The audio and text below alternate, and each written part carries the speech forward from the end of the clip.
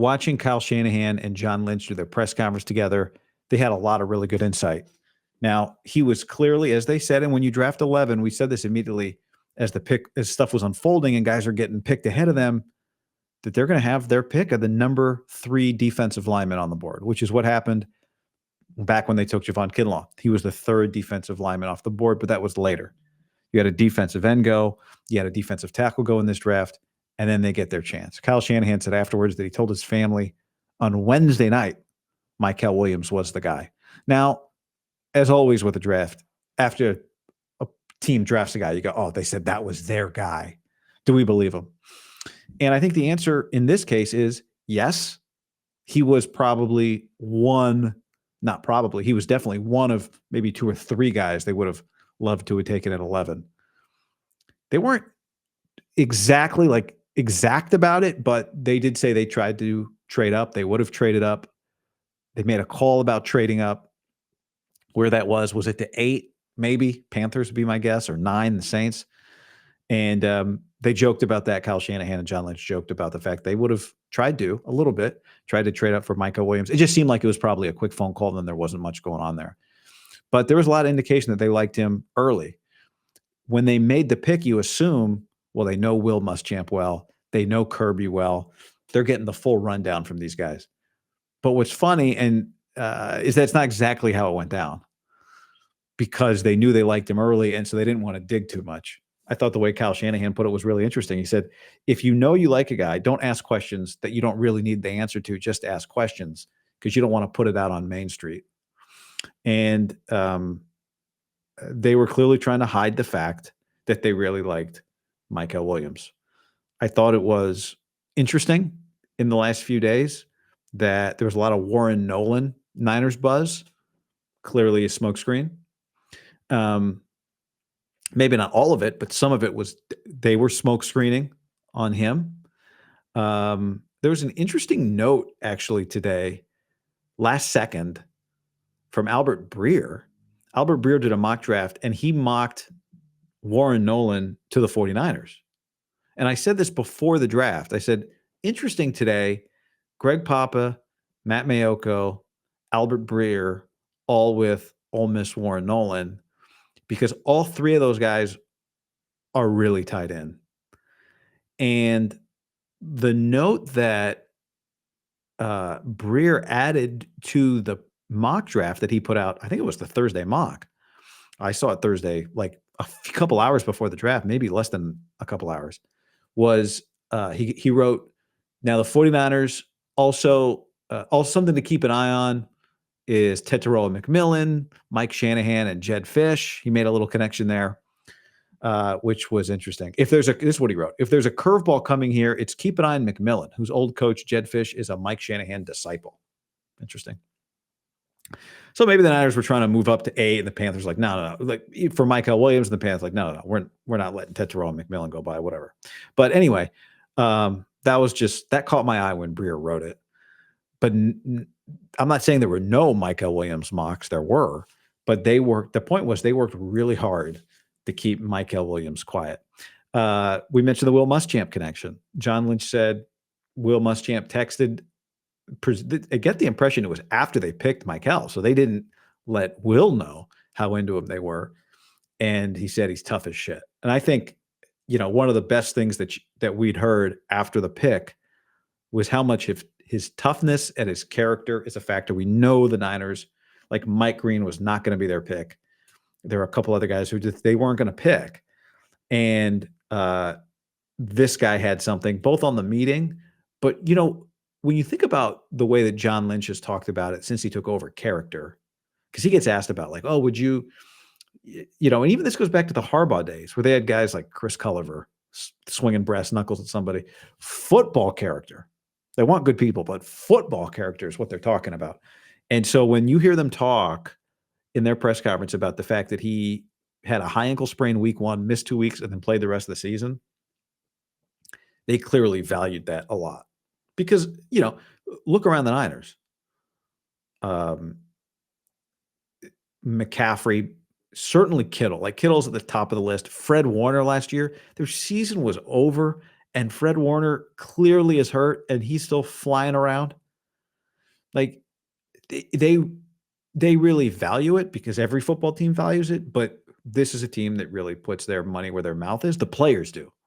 Like I'm playing. And you can't Bosa, you can't play on this team, really. You don't really have a shot walking in that locker room if you're not that type of guy. So, that really mattered to him. Best edge setter in college football is what Chris Kasarik said.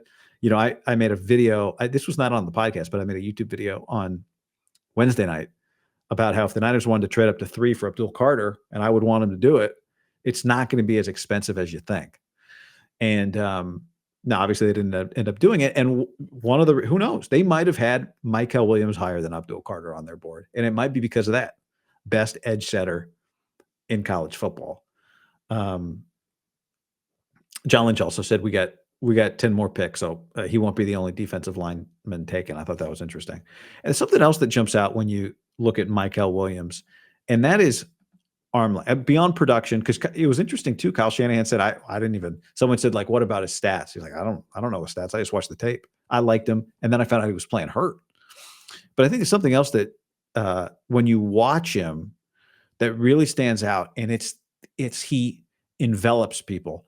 And I made the point on Thursday before the draft, we were just talking about, it wasn't even about him, just that like the badass Niner defenses of DeForest Buckner and Eric Armstead, they were just so big. They were just so physical. Walking down the tunnel, the old Harbaugh defenses, and then the early Shanahan era defenses were just intimidating. They just looked exactly the way you draw it up. And, you lose Buckner, you lose Armstead, and you lose some of that physicality. And this guy has so much physicality. Like when you watch him, forget about looking at the measurements, 6'5" and 1/8. When you just go watch him, go watch some YouTube highlights. Even on a Georgia team, his neck, his height, his athleticism, and his arms really stand out. And watching some YouTube of him after the draft first round ended, after watching some more of him, the way he can envelop. I think about all the times that Armstead maybe didn't get to the quarterback, but his big old paw, his big old arm was a factor in affecting the quarterback.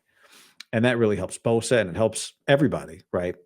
And so that's who I saw. Now, he's not as tall as Armstead or Buckner, and he's not as heavy as those guys at 260, but the arms are really interesting. Take a look at this. So his arm length at 34 and 1/8 is exactly the same arm length, 34 and 1/8, as DeForest Buckner. DeForest Buckner's 6'7", Mykel Williams 6'5" and 1/8. So, this comes up when you talk about speed.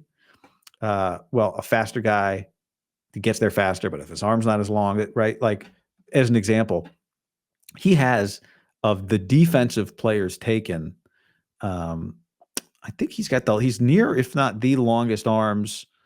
Don't quote me on that because I didn't start checking that till just this second. But I think the longest arms of the defensive edges, of the edge rushers taken in the first round, I didn't do a whole deep dive. But like, for example, Shamar Stewart, same arm length, 34 and 3/8.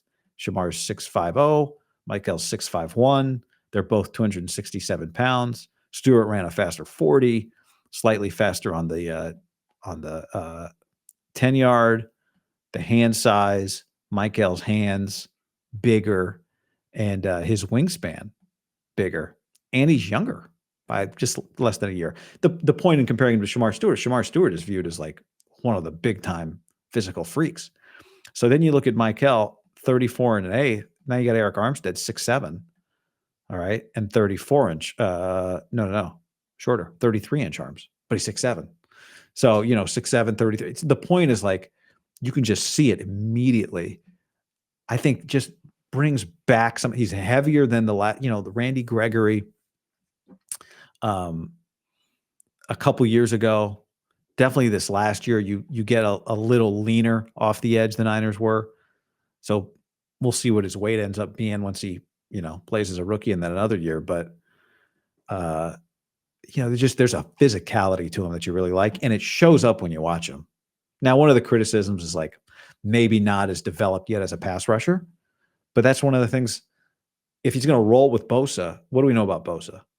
He's a technician in addition to being a physical freak, but he's a technician.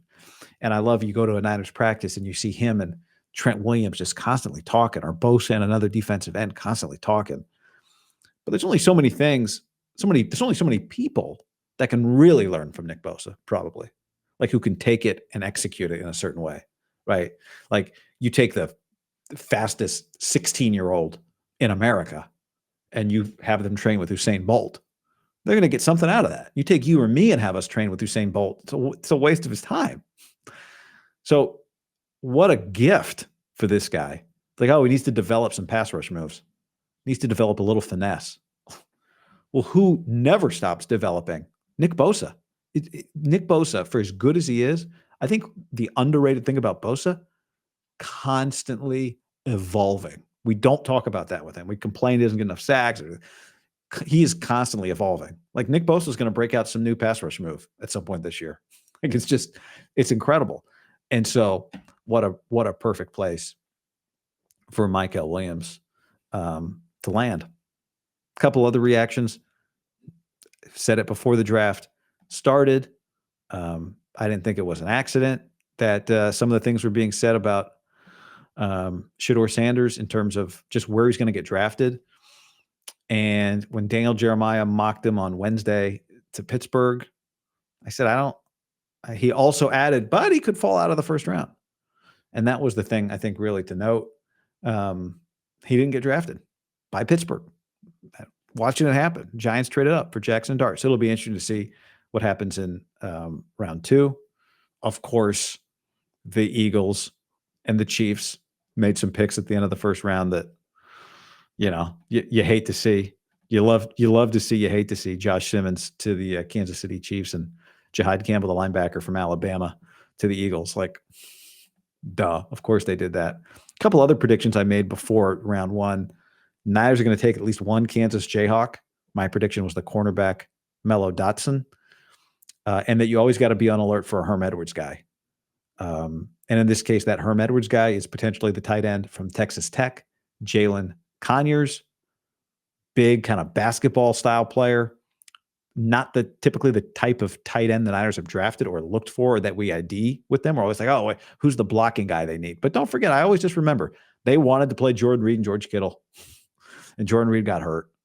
And Jalen Conyers is bigger. He comes from the air raid Texas Tech, but before that was at ASU with Herm Edwards. So, I mean, Ricky Pearsall was at ASU with Herm Edwards. Brandon Ayuk was at ASU with Herm Edwards.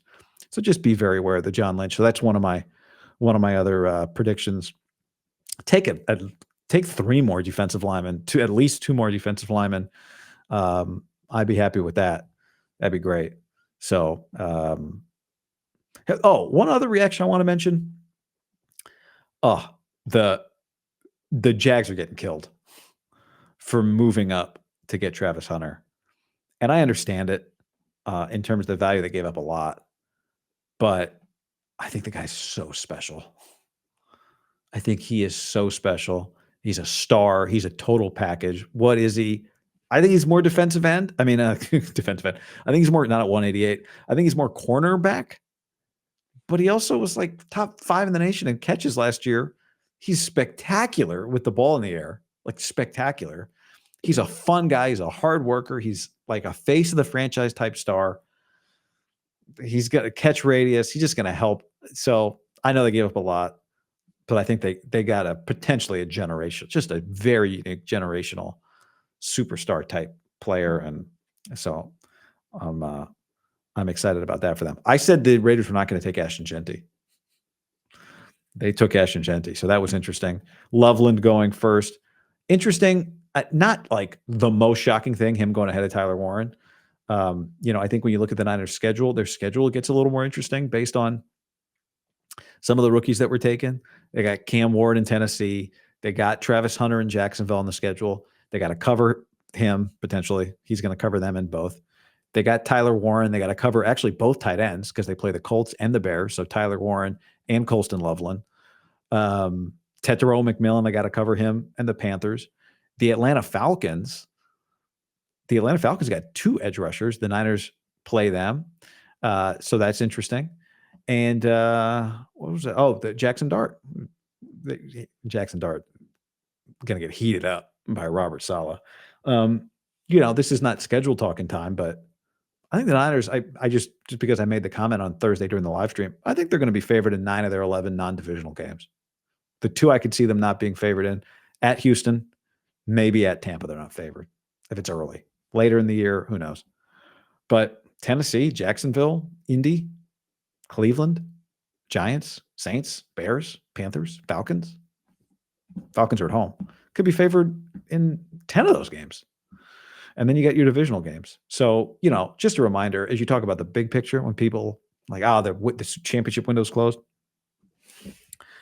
their over-under is 10.5. I'm going over. Now, winning 11 games and winning a Super Bowl or winning an NFC championship are 2 very different things, no doubt. But you give yourself a chance in a wide open, pretty open NFC, and they give themselves a good chance.